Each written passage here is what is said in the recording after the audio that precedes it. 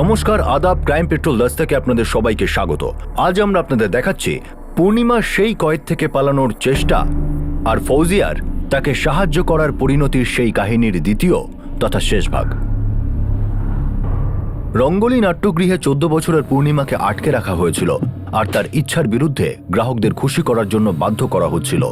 রঙ্গোলি নাট্যগৃহ বাইরে থেকে দেখে তো পারফর্মিং আর্ট সেন্টার বলেই মনে হতো, কিন্তু তার আড়ালে নাবালিকাদের দিয়ে দেহ ব্যবসা করানো হচ্ছিল। পূর্ণিমা এখানে এলো কি করে? 3 বছর আগে 2010-এ শ্রীরামপুরের এক গরিব পরিবারের মেয়ে পূর্ণিমাকে ফৌজিয়া পারভিন রালিপুরের হস্টেলে তাকে নিয়ে আসে। ফৌজিয়া একজন সমাজসেবিকা ছিলেন। তিনি গরিব বাচ্চাদের ভালো পড়াশোনার ব্যবস্থা করে দেওয়ার কাজে নিযুক্ত ছিলেন। ফৌজিয়াকে তারই হস্টেলের একটি মেয়ে পূর্ণিমার কথা বলেছিল। পূর্ণিমার আরো 3 বোন ছিল, তার দিদি কিরণ আর ছোট 2 বোন রোহিণী এবং পূজা। পূর্ণিমার বাবা একজন দিনমজুর ছিলেন আর তাদের মা অন্য কারোর সঙ্গে অনেক দূরে থাকত। ফৌজিয়া রঘুকে বলে যাতে পূর্ণিমা আর কিরণ ওদের হস্টেলে সব রকম সুযোগ সুবিধা পায় তার ব্যবস্থা সে করবে। রঘু রাজি হয়ে যায়, দুজনকে ফৌজিয়ার সঙ্গে পাঠিয়ে দেয়। 2 বোন ভালো পড়াশোনা করতে থাকে, কিন্তু কয়েক মাস পরেই 2011-তে রঘু ফিরে আসে আর ফৌজিয়াকে বলে ও কিরণকে বাড়িতে নিয়ে যেতে চায়, কারণ রোহিণী আর পূজার দেখাশোনা করার জন্য ওর কাজের ক্ষতি হচ্ছে। ফৌজিয়া কিরণকে না নিয়ে যাবার জন্য অনেক বোঝায়, কিন্তু রঘু রাজি হয় না। কিরণ রঘুর সঙ্গে ফিরে যায়, কিন্তু পূর্ণিমা আর রোহিণী ওখানে থেকে যায়। পূর্ণিমা আর রোহিণী মন দিয়ে লেখাপড়া শিখতে থাকে। 2 বছর কেটে যায়। 2013-র এপ্রিল মাসে ছুটি পড়লে কিরণ পূর্ণিমা আর রোহিণীকে নিতে আসে। কিরণ যেন কেমন বদলে গিয়েছিল। ও ঘনশ্যাম নামে একজন লোকের গাড়িতে এসেছিল, যাকে মামা বলে পরিচয় দেয় কিরণ। ফৌজিয়া কিরণকে দেখে চিন্তায় পড়ে যায়। ওর মনে হয় কিরণ সত্যি কথা বলছে না, কিন্তু কিরণের সঙ্গে পূর্ণিমা আর পূজাকে পাঠিয়ে দিতে বাধ্য হয়। 2013-র জুন মাসে যখন স্কুলের ছুটি শেষ হয়ে গেল, পূর্ণিমা আর পূজা ফিরে এলো না, তখন ফৌজিয়া চিন্তায় পড়ে যায়। ফৌজিয়া কিরণকে কল করে, কিন্তু তার ফোন বন্ধ পায়। তখন ফৌজিয়া ঘনশ্যাম, যাকে কিরণ মামা বলে পরিচয় দিয়েছিল, তাকে ফোন করে, কিন্তু সেখানেও তাদের কোনো খবর পাওয়া যায়নি। তারপর ফৌজিয়া পূর্ণিমাদের বাড়িতে গিয়ে দেখে সেখানে তালা লাগানো। গ্রামের লোকেরা খবর দেয় রঘু জেলে আছে, আর কিরণ, পূর্ণিমা, রোহিণী এবং পূজা সব বোনেরাই তাদের মায়ের কাছে চলে গেছে। ফৌজিয়া উদ্বিগ্ন হয়ে শ্রীরামপুরের স্থানীয় থানায় যায়, কিন্তু সেখানেও রঘুর কোনো খবর ছিল না। ফৌজিয়ার সন্দেহ এবার দৃঢ় হতে থাকে। সে নিশ্চিত হয় যে ব্যাপারটায় কিছু গন্ডগোল আছে। সে আবারও ঘনশ্যামকে ফোন করে পূর্ণিমার মা মালার নাম্বার জোগাড় করে। মালার সঙ্গে ফোনে কথা হলে মালা বলে যে সে খেরাম গ্রামে থাকে। ফৌজিয়া যখন পূর্ণিমা আর রোহিণীর কথা জানতে চায়, তখন মালা বলে যে সে তাদের মা আর তাদের সেই দেখাশোনা করবে। 2 মেয়ে কখনোই আর পড়াশোনার জন্য ফিরবে না। মালার কথায় ফৌজিয়া খুবই নিরাশ হয়ে পড়ে।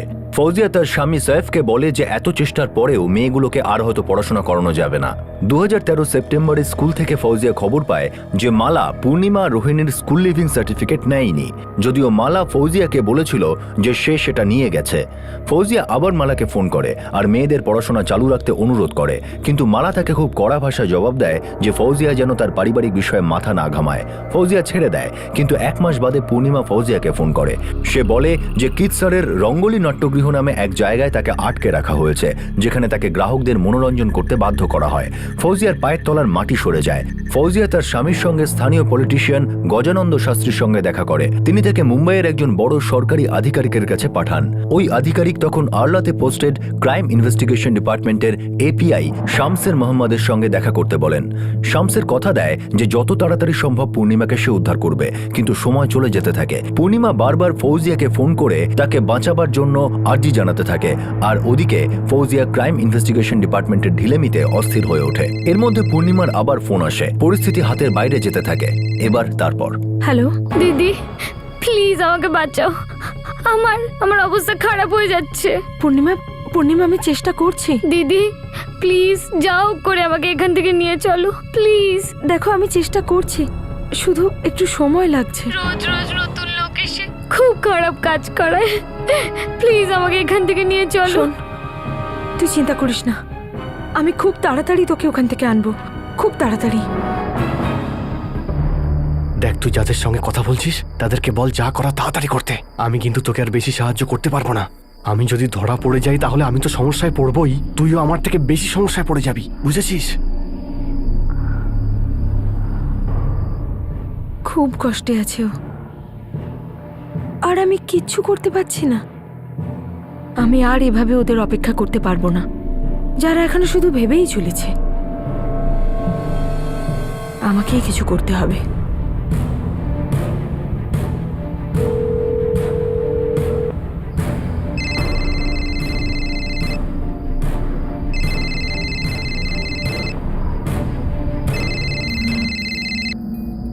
হ্যালো। মুকেশ, হ্যাঁ আমি ফৌজিয়া পারভিন বলছি। হ্যাঁ, আমি আপনার কথা শুনেছি, বলুন। থ্যাংক ইউ মুকেশ, তুমি পূর্ণিমাকে অনেক সাহায্য করছো।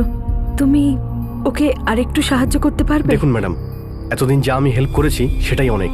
আমি এর থেকে বেশি আর কিচ্ছু করতে পারবো না। মুকেশ, পূর্ণিমাকে সাহায্য করার জন্য আমি অনেক জায়গায় গেছি, কিন্তু কোথাও কিছু হয়নি। তাই ওকে বাঁচানোর জন্য আমাকেই কিছু করতে হবে, আর সেই জন্য আমার তোমার সাহায্য দরকার। আমি আপনাকে বললাম না, আমি এর থেকে বেশি কিচ্ছু করতে পারবো না। আমি শুধু এখানকার একটা সিকিউরিটি গার্ড, আপনি কেন বুঝছেন না? মুকেশ প্লিজ, যেভাবে হোক ওকে বাইরে বেরোতে সাহায্য করো। দেখুন ম্যাডাম, আপনাকে আমি বললাম না যে আমি... তোমার এই সাহায্য তখনই কাজে আসবে যখন ও ওখান থেকে বেরোতে পারবে। শুধু একবার ওকে বাইরে বেরোতে সাহায্য করো, তারপর আমি সামলে নেব। প্লিজ মুকেশ। আচ্ছা, আপনি কি চাইছেন, কি করতে হবে?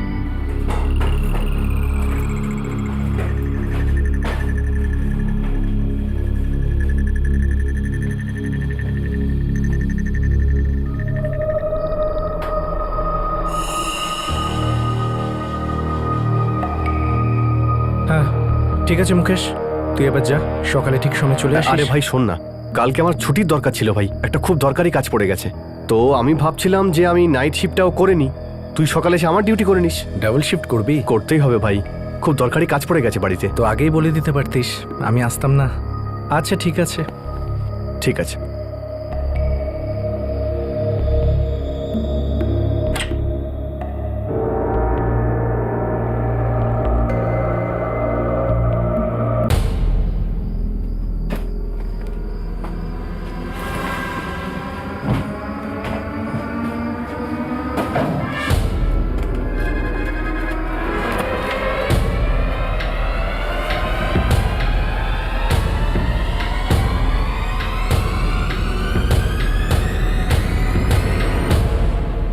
পূর্ণিমা, পূর্ণিমা, পূর্ণিমা,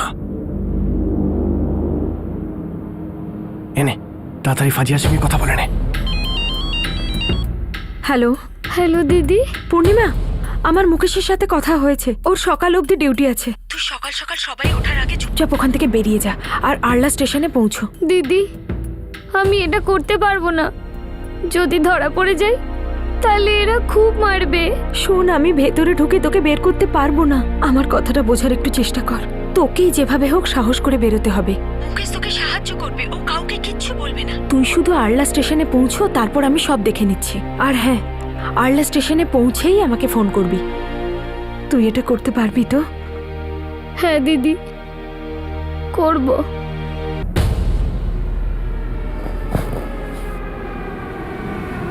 সকাল 6টায় বেরোতে হবে, তখন সবাই ঘুমাবে। আমি সবাইকে বলে দেবো আমি ওকে যেতে দেখিনি। আমি এখন আসছি।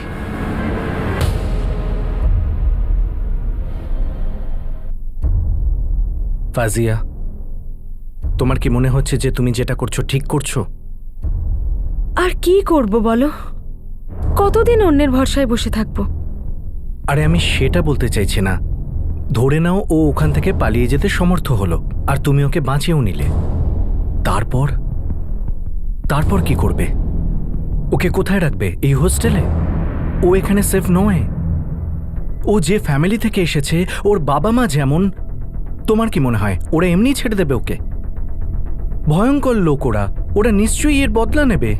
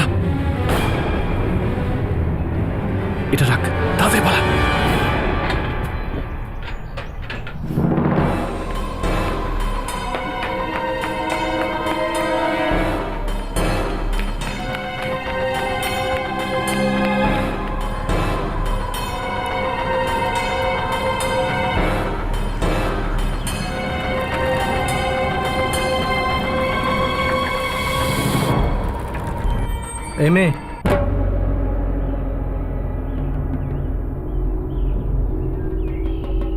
কোথায় যাচ্ছিস? আরলা স্টেশনটা কোথায়? আরলা স্টেশন এখান থেকে 25 কিলোমিটার দূরে। সামনের মেইন রোড থেকে বাস পেয়ে যাবি তুই।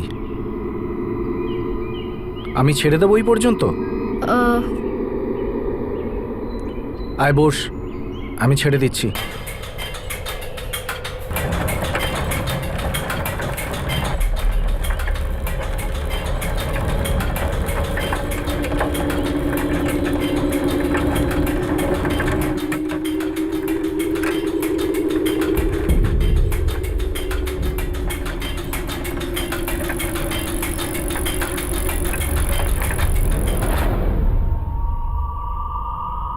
এখান থেকে তুই আরলা স্টেশন পর্যন্ত বাস পেয়ে যাবি।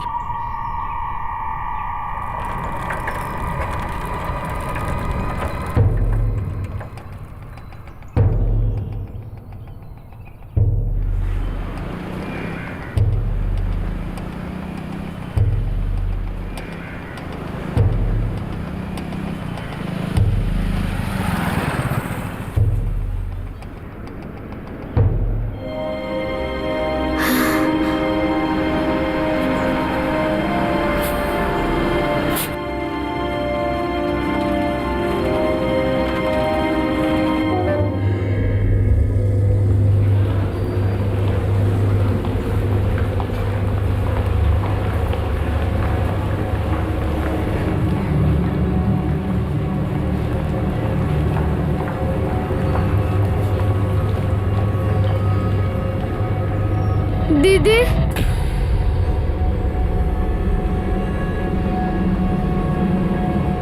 বলো। দিদি আমি তোমার ফোন থেকে একটা ফোন করব প্লিজ। কে তুমি?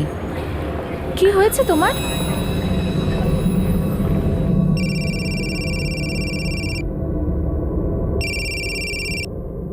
হ্যালো। হ্যালো ফাজিয়া দিদি, আমি পূর্ণিমা বলছি। হ্যাঁ, আমি আরলা স্টেশন এসে গেছি। তুই এক্স্যাক্টলি কোথায় আছিস আর এটা কার নাম্বার থেকে ফোন করছিস? আমি এখানে না, একটা পুলিশ দিদি আছে, সেই আমাকে ফোন দিয়েছে কথা বলার জন্য। আচ্ছা ঠিক আছে, তুই ওনাকে ফোনটা দে।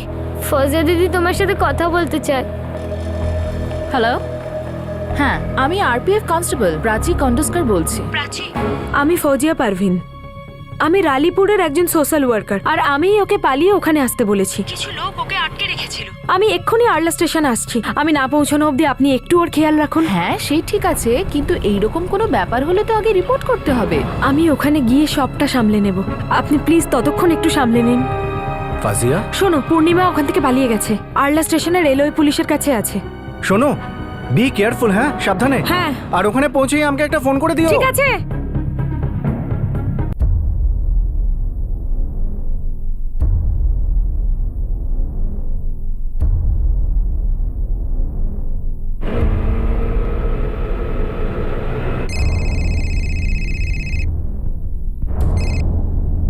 হ্যালো। হ্যালো শামসের বাবু, ফৌজিয়া পারভিন। হ্যাঁ ম্যাডাম, দেখুন আমরা আপনার বিষয়টা নিয়ে খুব গম্ভীরভাবে আলোচনা করছি। শামসের বাবু, মেয়েটা ওখান থেকে পালিয়ে এসেছে। এখন আরলা স্টেশনে রেলওয়ে পুলিশের কাছে আছে। আমি ওখানেই যাচ্ছি, কিন্তু আমার যেতে 3 ঘন্টা লেগে যাবে। আপনি যদি ওখানে গিয়ে মেয়েটার কাস্টাডি নেন তাহলে খুব ভালো হয়। অলরাইট, আমি গিয়ে ওই বাচ্চাটার কাস্টাডি নিয়ে নিচ্ছি। আপনি সোজা সিআইডি অফিসে চলে আসুন। Thank you very much শামসের Babu.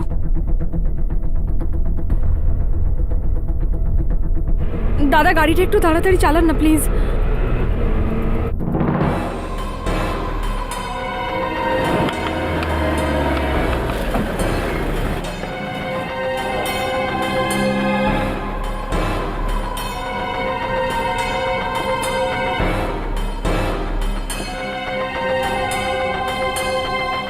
Excuse me, পূর্ণিমা নামের মেয়েটা কি এখানেই আছে?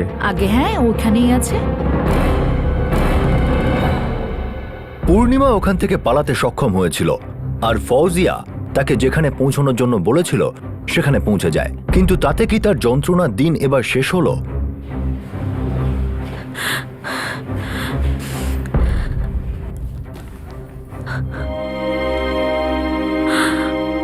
পূর্ণিমা,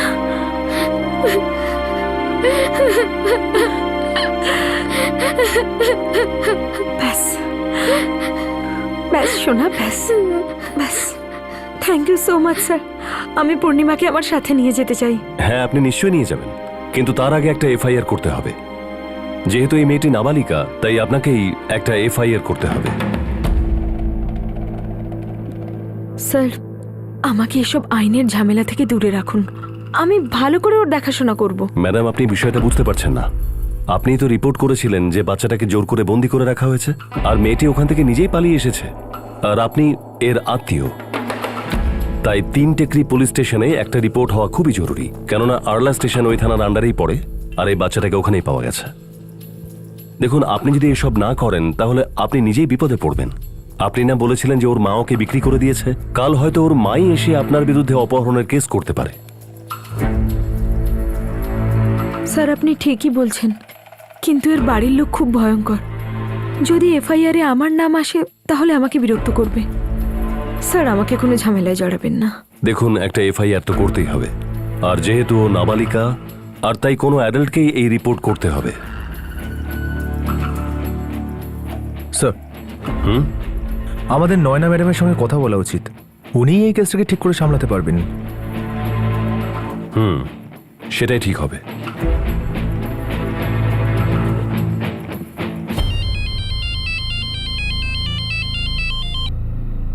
hello, good morning Nayna madam, আমি শামশের মোহাম্মদ বলছি, এপিআই ফ্রম সিআইডি আরলা। গুড মর্নিং শমশের বাবু। বলুন, কেন ফোন করেছেন? ম্যাডাম, একটা নাবালিকা মেয়ের কেস রয়েছে যে একটা প্রস্টিটিউশন সেন্টার থেকে পালিয়ে এসেছে। ম্যাডাম, ওই বাচ্চা মেয়েটি আমাদের কাস্টাডিতে আছে, আর রালীপুরের একজন সোশ্যাল ওয়ার্কার ওকে বাঁচাতে সাহায্য করেছে। একটা এফআইআর দায়ের করতে হবে, আপনার সাহায্য দরকার। মেয়েটি নাবালিকা।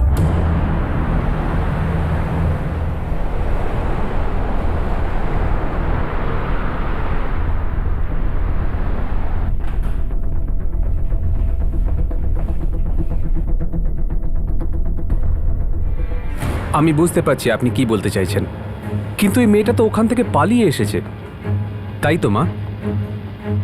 হ্যাঁ স্যার, কিন্তু রেলওয়ে পুলিশকে রিপোর্ট করেছিল, আর এই মেয়েটিকে আমরা ওখান থেকে কাস্টাডিতে নিয়েছি। আমি বুঝতে পারছি, কিন্তু আপনি বোঝবার চেষ্টা করুন শামশের সাহেব। এই মেয়েটা কিরসার থেকে পালিয়ে এসেছে, ওই রঙ্গলি নাট্যগৃহ থেকে, আর ওটা কিরসার পুলিশ স্টেশনে আন্ডারে পড়ে। কিন্তু অ্যাটলিস্ট আপনি এফআইআরটা তো নিতেই পারেন। সেটা ইনভ্যালিড হবে, কারণ ওটা এই থানার আন্ডারে পড়ে না। ওটা কি করে ইনভ্যালিড হবে? দেখুন, এই কেসটা ইনভেস্টিগেশনের জন্য কিরসার থানায় নিয়ে যেতে হবে, তাই জন্য আপনাকে ওখানেই এফআইআর দায়ের করতে হবে। ও, আপনি তাহলে আমাকে রুল বুকটা দেখান, যেখানে কোথাও লেখা আছে যে এখানে এফআইআরটা নেওয়া যাবে না। তো শামশের সাহেব, আপনি আপনার ব্রাঞ্চে কেন এফআইআর দায়ের করছেন না? সব দায়িত্ব আমাদের ঘাড়ে কেন ফেলছেন? দেখুন স্যার, আমাদের ডিপার্টমেন্টটা ইনভেস্টিগেশনের, আর আমাদের কাজ হলো তদন্ত করা। আমি শুধু আপনাদের পুলিশ স্টেশনে একটা এফআইআর করতে চাইছি, তারপর তদন্ত আমি সামলে নেব। কিন্তু এরকম হতে পারে না। আপনারা কেন আমার সঙ্গে বিতর্ক করছেন? আইন অনুযায়ী এফআইআর যে কোনো জায়গায় করা যায়। মিস্টার ভাবে, আমার মনে হয় যে আপনার আইনটা আরো একবার পড়া উচিত। দেখুন ম্যাডাম, আপনি কোনো সরকারি কর্মচারীকে এভাবে বলতে পারেন না। আমি শুধু প্রসিজার ফলো করছি। একটা প্রসিডিওর আছে, 0 এফআইআর। কখনো শুনেছেন এর সম্পর্কে?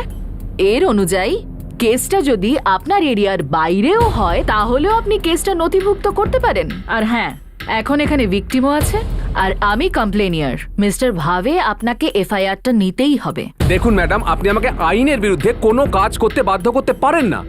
এটাও একটা আইন। শমশের বাবু, প্লিজ আপনি ওনাকে বোঝান। শুনুন স্যার, আপনি 1 সেকেন্ডের জন্য আমার সঙ্গে বাইরে চলুন প্লিজ।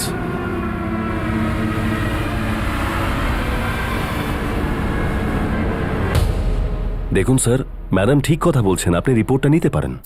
দেখুন, নিয়মটা আমিও জানি, কিন্তু অপরাধটা কিরসারে হয়েছে।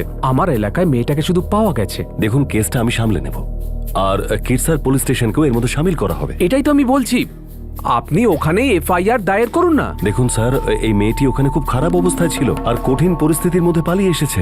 আপনি একটু বোঝার চেষ্টা করুন। সেটা আমার দোষ? বলুন আপনি। আপনি আর ওই ম্যাডাম শুধু শুধু আমার পেছনে পড়ে রয়েছেন। দেখুন, আপনার পেছনে আমরা কেউ পড়িনি। আমি শুধু আপনাকে এটাই বোঝাবার চেষ্টা করছি যে ওই মেয়েটি অনেক বিপদের সঙ্গে লড়াই করে ওখান থেকে পালিয়ে এসেছে। আর ওই নয়না ম্যাডাম, যাকে আমি অনেক কষ্ট করে এই রিপোর্টটা করতে রাজি করিয়েছি। সব ঝামেলা আমার মাথার উপরই চাপাবেন। সিন্দে, মাত্র সাহেবকে ফোন করো, আর ওনাকে জিজ্ঞাসা করো আমরা কি করব। ঠিক আছে স্যার, আপনারা যেটা করছেন একদম ঠিক করছেন না। না না, একদম আরে ঠিক আমার করছেন না। কথাটা তো শুনবেন। আরে এটা তো আমার এরিয়ায় ঘটেনি, ফালতু বলতো আমার উপরে চাপাচ্ছেন। আরে আপনি বুঝতে পারছেন না, শুধু শুধু এখানে এফআইআর দায়ের করে কি হবে বলুন তো? দেখুন, আমি আপনার কথা বুঝতে পারছি, কিন্তু আপনি আমার কথা বুঝতে চাইছেন না। স্যার, আর মাত্রে স্যার বললেন যে 0 এফআইআর নিয়ে নিতে, পরে কেসটা ট্রান্সফার হতে পারে। এটাই তো আপনাকে বোঝাবার চেষ্টা করছিলাম। এত ঝামেলার পর এফআইআর দায়ের করা গেল, 0 এফআইআর, যার খবর বেশিরভাগ পুলিশ অফিসার আর পুলিশ স্টেশন কখনোই পাত্তা দেয় না। কিন্তু আইন অনুযায়ী যে কোনো অপরাধের রিপোর্ট যে কোনো পুলিশ স্টেশনে লেখানো যায়, যাতে পরে সেই কেস সংশ্লিষ্ট থানায় পাঠানো যায় তদন্ত এগিয়ে নিয়ে যাবার স্বার্থে। পূর্ণিমা সেই খাঁচার থেকে পালাতে সক্ষম তো হয়েছিল, কিন্তু এখনো পর্যন্ত এটা বোঝা যাচ্ছিল না যে 2013 এপ্রিল মাসে কিরণের সঙ্গে চলে যাওয়ার পর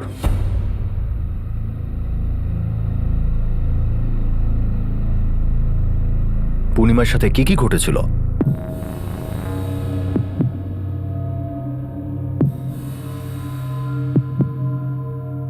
পূর্ণিমা, ভয় পেও না, আমরা সবাই তোমার সঙ্গে আছি। আমরা তাদের শাস্তি দেবই যারা তোমার সঙ্গে এরকম করেছে। কিন্তু তুমি আমাদের এটা বলো যে এরকম কি করে হলো, কে করলো এইসব? Welcome to Biten world. How may assist you? নতুন ফ্ল্যাটের জন্য একটা স্ট্যান্ড ফ্যান আর কুলার নেব। এই পচা গরম থেকে একটু স্বস্তি চাই। বাজার চলতে সব ব্র্যান্ড তো আর ভরসাযোগ্য নয়। তার জন্য তো আমাদের ফ্যান আছে, all purpose bullet table fan, ceiling fan. আমাদের সিলিং ফ্যান কিন্তু 30 মাসের ওয়ারেন্টি সহ পাওয়া যায়। আছে ফারাটা 2 বছরের ওয়ারেন্টি, 17 থেকে 20 মিটার এয়ার ফ্লো। মধ্যবিত্তের সাধ্যের মধ্যে একমাত্র ভরসাযোগ্য ব্র্যান্ড বিটেন। আমাদের কুলারের কিন্তু অনেক range, 45 litres, 50 litres, 70 litres, 90 litres, 110 litres. Honeycomb সহযোগে বিটেনের সব কুলারের ওয়ারেন্টি 1 বছর। চেনা হাওয়ায় অচেনা অনুভূতির জন্য একমাত্র আদর্শ বিটেন। গরমে স্বস্তি পেতে বিটেনের ফ্যান হোক বা কুলার, আজই আনুন বাড়িতে। Beaten, digitally years.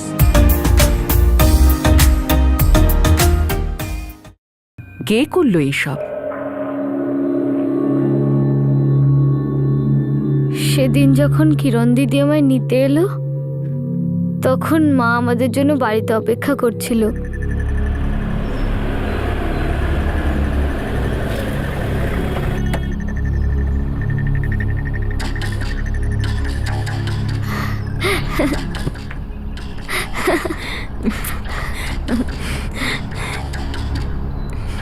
বাবা কোথায়?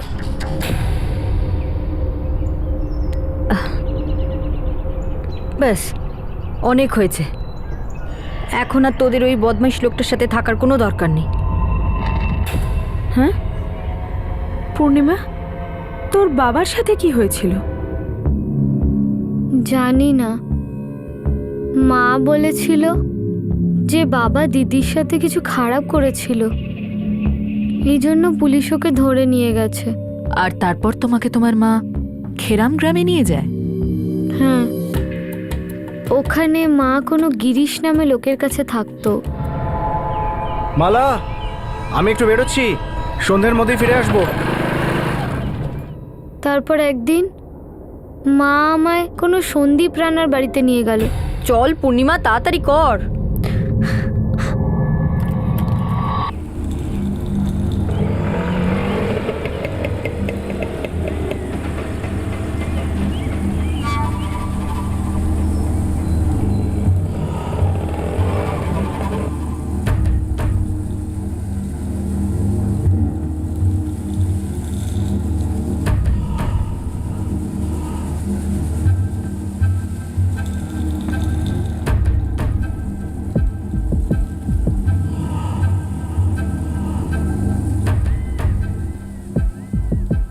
দেড় লাখ অনেক বেশি। একদম নতুন আছে সন্দীপ বাবু, আপনিই প্রথম। চলো 1 দিয়ে দিচ্ছি। দেখুন, আপনি আমার পুরনো কাস্টমার, তাই 1.25 লাখে করে দিন। 1.25 লাখও অনেক বেশি। ঠিক আছে, 1.15-তে আপনি সদাটা পাক্কা করে দিন।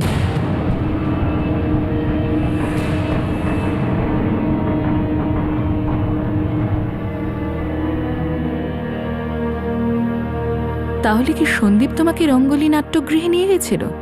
না, মা আমায় সন্দীপ কাকার বাড়িতে ছেড়েই চলে গেছিল। আমি কিছুক্ষণের মধ্যে বাজার থেকে ঘুরে আসছি। না মা, আমিও যাব। না, তুই এখানে থাক। সন্দীপ বাবুর সাথে। উনি খুব ভালো লোক, ওনার সাথে ভালোভাবে থাকবি। হুম, আমি আসছি।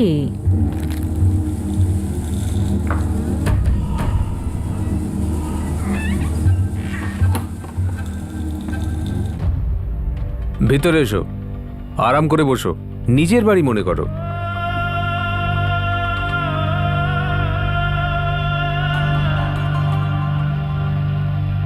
প্লিজ কাকা, প্লিজ আরে ভয় পেও না, দেখো একদম ব্যথা লাগবে না। প্লিজ কাকা, এরম করো না। আরে তুই তোর মুখটা বন্ধ করবি, দেবো একটা। কাকা প্লিজ আমায় যেতে দাও, প্লিজ কাকা। ছেড়ে দেবো তোকে, তুই শুধু একটু চুপ করে থাক, যা বলছি ঠিক তাই কর, বুঝলি?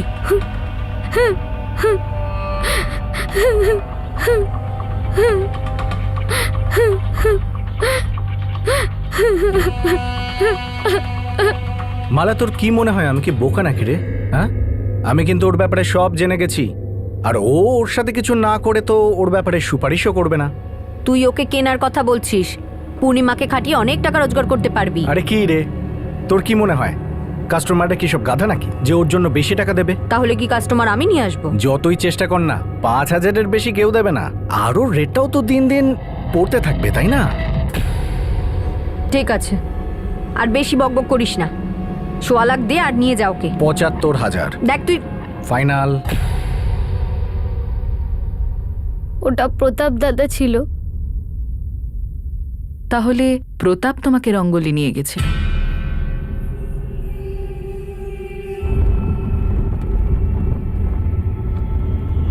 শোনা, তুই নাচতে পারিস তো? না। কোনো ব্যাপার না, শিখে যাবি, তাই তো?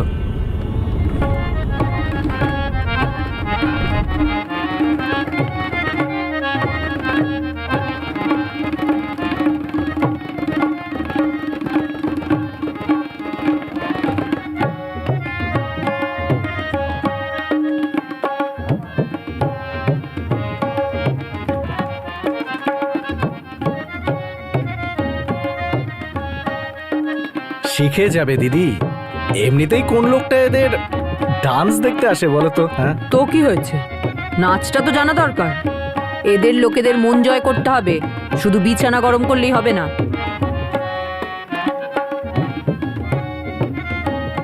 রোজ দিন নতুন কাস্টমার। আমি না করলে সরিতা দিদি আর প্রতাপ দাদা খুব মারতো।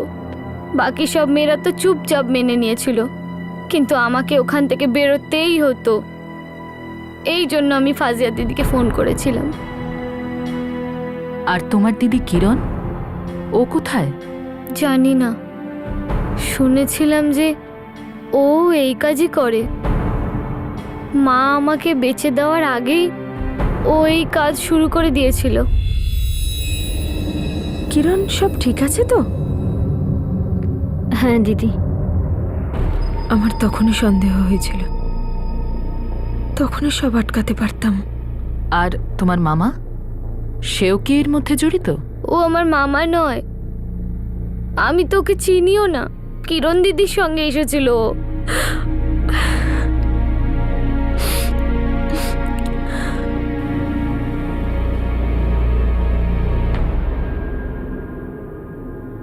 দেখুন, মেয়েটির ফিজিক্যাল এক্সপ্লয়টেশন হয়েছে এবং বহুবার হয়েছে। ওর সঙ্গে জবরদস্তিও করা হয়েছে। ওর শরীরে আমরা বিভিন্ন রকম ক্ষতের চিহ্ন পেয়েছি, কিছু নতুন আর কিছু পুরনো।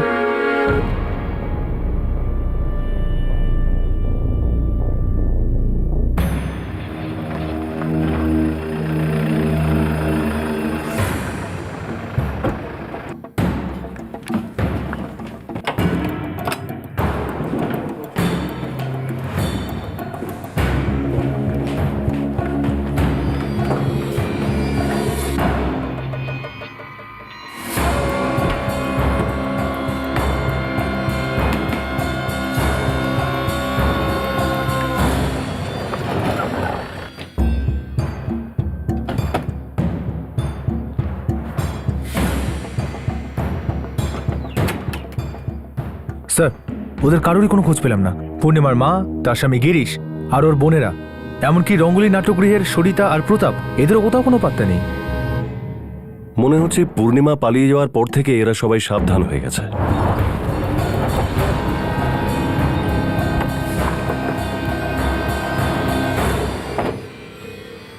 না স্যার, আমি জানি না ও কোথায়। তুমি কিরণের সাথে পূর্ণিমা আর রোহিণীকে নিতে এসেছিলে, তাই না? ওটা তো স্যার আমি welcome to Biten world. How may assist you? নতুন ফ্ল্যাটের জন্য একটা স্ট্যান্ড ফ্যান আর কুলার নেব। এই পচা গরম থেকে একটু স্বস্তি চাই। বাজার চলতে সব ব্র্যান্ড তো আর ভরসাযোগ্য নয়। তার জন্য তো আমাদের ফ্যান আছে, all purpose bullet table fan, ceiling fan. আমাদের সিলিং ফ্যান কিন্তু 30 মাসের ওয়ারেন্টি সহ পাওয়া যায়। আছে ফারাটা 2 বছরের ওয়ারেন্টি, 17 থেকে 20 মিটার এয়ার ফ্লো। মধ্যবিত্তের সাধ্যের মধ্যে একমাত্র ভরসাযোগ্য ব্র্যান্ড বিটেন। আমাদের কুলারের কিন্তু অনেক range, 45 litres, 50 litres, 70 litres, 90 litres, 110 litres. Honeycomb সহযোগে বিটেনের সব কুলারের ওয়ারেন্টি 1 বছর। চেনা হাওয়ায় অচেনা অনুভূতির জন্য একমাত্র আদর্শ বিটেন। গরমে স্বস্তি পেতে বিটেনের ফ্যান হোক বা কুলার, আজই আনুন বাড়িতে। Beaten, digitally yours. না স্যার, আমি জানি না ও কোথায়। তুমি কিরণের সাথে পূর্ণিমা আর রোহিণীকে নিতে এসেছিলে, তাই না? ওটা তো স্যার আমি কিরণকে সাহায্য করতে গেছিলাম। সাহায্য? আমি কিরণের জন্য টাকা দিয়েছিলাম। আমি কিন্তু কিনিনি ওকে। স্যার আপনি বুঝতে পারছেন তো, এমনিতে আমি কিরণের জন্য অনেকবার টাকা দিয়েছি। তাই ও যখন আমার কাছে সাহায্য চাইলো তখন আমি ওদের বোনেদের বাড়ি আনতে সাহায্য করেছিলাম। এখন কিরণ কোথায়? জানি না স্যার, আর আমি তোকে কলও করি না।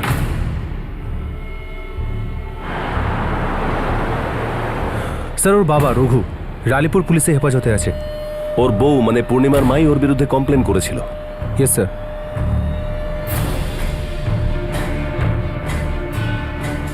একটা কাজ করো, তুমি তোমার সমস্ত সোর্সদেরকে কাজে লাগিয়ে দাও।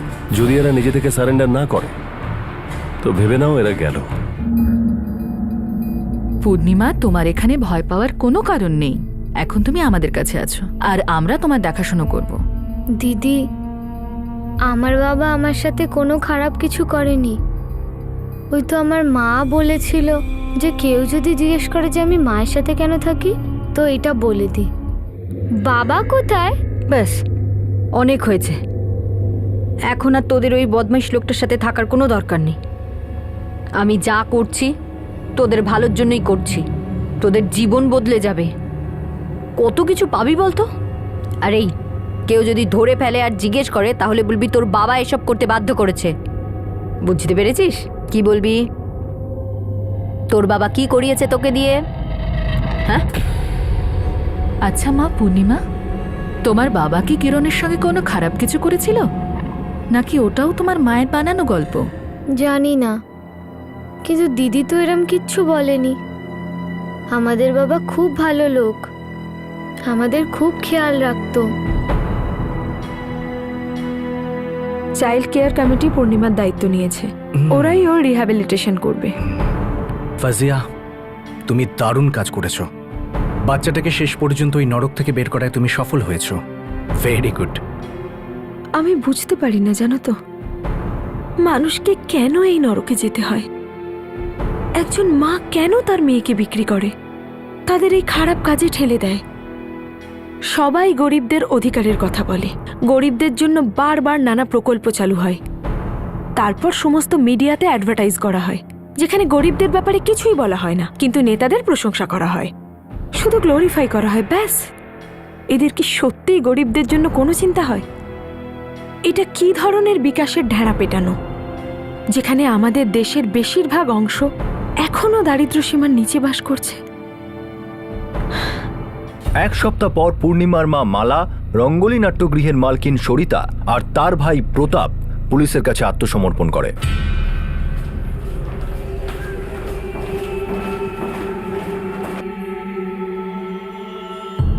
এসব মিথ্যা কথা বাবু। আমি কখনোই পূর্ণিমাকে সন্দীপ বাবুর কাছে বেচিনি। সন্দীপ কোথায়?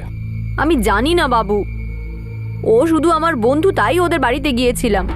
বাকি পূর্ণিমা যা যা বলছে তার কিছুই হয়নি বাবু। মালা, পূর্ণিমা 14 বছরের একটা ছোট্ট মেয়ে। ও তো ভালো করে মিথ্যে কথাও বলতে পারে না। আর সরিতা আর প্রতাপ এটা স্বীকার করে নিয়েছে যে ডান্স একাডেমির আড়ালে ওরা একটা প্রস্টিটিউশন র্যাকেট চালায়। তাই এই ফালতু নাটক বন্ধ করো। তুমি তোমার স্বামীর বিরুদ্ধে মিথ্যে অভিযোগ করেছো সে মেয়েদের সাথে খারাপ ব্যবহার করেছে, যাতে তুমি মেয়েদের কাস্টাডি পেয়ে যাও আর তাদেরকে বেচে টাকা কামাতে পারো। আমরা খুব গরিব বাবু, বহু যুগ ধরে আমরা নাচ গানের কাজ করি। আমাদের মেয়েরা নাচ করে বাবুদের খুশি করে টাকা পয়সা নিয়ে আসে, এটাই আমাদের রুজি রুটি। আমি তো আমার মেয়েদের বাঁচার পথ দেখাচ্ছিলাম, যাতে কালকে নিজের পেট ভরানোর জন্য কারো কাছে হাত পাততে না হয়। তোমার মেয়ে কিরণ কোথায়? ওকে কোথায় বিক্রি করেছো? আমি ওকে কোথাও বেচিনি বাবু, ওর দিদির কাছে আছে। আমি ওকে কিছু বলিনি। ও যা যা করছে ও নিজের ইচ্ছায় করছে। ও নিজের জীবন খুব ভালোভাবেই কাটাচ্ছে বাবু। একে তুমি ভালো জীবন বলছো? তোমার বাচ্চারা পড়াশুনো করছিল, ওদের জন্য একটা ভালো ভবিষ্যৎ পড়েছিল, বড় হয়ে কিছু হতে পারতো ওরা। তুমি কি বিন্দুমাত্র জানো যে তুমি ওদের সাথে কি করেছো? ওদের তুমি কোথায় নামিয়ে দিয়েছো? তুমি ওদের জীবন বরবাদ করে দিয়েছো। মালা, সরিতা আর প্রতাপ এখন জেলে রয়েছে। তাদের বিরুদ্ধে আইপিসির ৩৭৬ নম্বর ধারায় ধর্ষণের অভিযোগ আর ৩৬৩ নম্বর ধারায় অপহরণের অভিযোগে মামলা দায়ের হয়েছে। ৩৬৬ নম্বর ধারায় নাবালিকাকে দেহ ব্যবসায় বাধ্য করার জন্য, ৩৪২ নম্বর ধারায় আটক রাখা আর সেকশন ৬ প্রোটেকশন অফ চিলড্রেন অ্যাক্টে অভিযুক্ত করা হয়েছে। পূর্ণিমা এখন চাইল্ড কেয়ার কমিটির হেফাজতে আছে আর তার পুরোদমে কাউন্সিলিং সেশন চলছে। পূর্ণিমার দিদি কিরণ আর ছোট দুই বোন রোহিণী এবং পূজা সবচেয়ে বড় বোন মীনাক্ষীর সঙ্গে থাকে, যে কিনা মাত্র 18 বছর বয়সের বিধবা। এখনো সবাই মনে করে যে কিরণ এখনো দেহ ব্যবসায় যুক্ত। তাদের বাবা রঘু এখনো জেলেই রয়েছে আর তার বিরুদ্ধে সব অভিযোগ খতিয়ে দেখা হচ্ছে। মালার বয়ান নথিভুক্ত হয়েছে। এরকম মনে করা হচ্ছে যে সে শুধুমাত্র নিজের মেয়েদের নিজের কাছে রাখার জন্য তার স্বামীর বিরুদ্ধে মিথ্যে অভিযোগ করেছে। সন্দীপ রানে যে সবার আগে পূর্ণিমাকে কিনে ওর সঙ্গে শ্লীলতাহানি করেছিল, সে এখনো ফেরার। দোষীদের কি শাস্তি হবে, কিন্তু কতটা হবে আর কবেই বা হবে সেটা সময় বলবে। যদি একজন সমাজসেবিকা 14 বছরের ওই মেয়েটির খোঁজ না করতেন, তাহলে সে হয়তো ওই খাঁচাতেই বন্দী থাকতো। প্রশাসন আর আইনি ব্যবস্থা শুধু হয়তো ভাবতেই থাকতো যে কি করতে হবে, আর তারপর এই তর্ক চলতে থাকতো যে এফআইআর কোন থানায় নিতে হবে। কিন্তু কারো এটা মনে হয়নি যে ওই ছোট্ট মেয়েটার কি অবস্থা হচ্ছে। গরিবের অধিকারের জন্য ঢাক পিটিয়ে একে অন্যের গায়ে কাদা ছোড়াছুড়ি, গালি দেওয়া, সোশ্যাল মিডিয়াতে ইন্টেলেকচুয়ালদের একে অপরের বিরুদ্ধে বিতর্কে সামিল করা, স্বাধীনতা সংগ্রামীদের ঐতিহ্য নিয়ে কাড়াকাড়ি করা, আর তার উপর প্রশাসনের এই কাজ নিয়ে বড়াই করা একটা প্রহসন বলে মনে হয়। ভারতবর্ষের চেহারা বদলাচ্ছে, কিন্তু কোন চেহারা? মহানগরগুলোর। কিন্তু সেই অন্য চেহারা, সেই দূরের দেহাতি গ্রামীণ ভারতের চেহারা নিয়ে কি কেউ কখনো ভাবছে সেখানকার বাসিন্দাদের কি হবে, যারা এখনো এই বিশ্বাস নিয়ে সারা জীবন কাটিয়ে দিচ্ছে যে এটাই তাদের ভাগ্য, এটাই তাদের নিয়তি, যেটা তাদের ললাটে গরিব ঘরে জন্মানোর সঙ্গে সঙ্গে লিখে দেওয়া হয়েছে। আপনাদের সাথে আবার দেখা হবে ক্রাইম পেট্রোল 10 থেকে আরো একটা নতুন কেস নিয়ে। ততক্ষণ নিজের খেয়াল রাখবেন, সুরক্ষিত থাকবেন, আর মনে রাখবেন, দেশের প্রকৃত উন্নতি সেদিনই হবে যেদিন দেশের গ্রামগুলো একইভাবে উন্নতি করবে। জয় হিন্দ।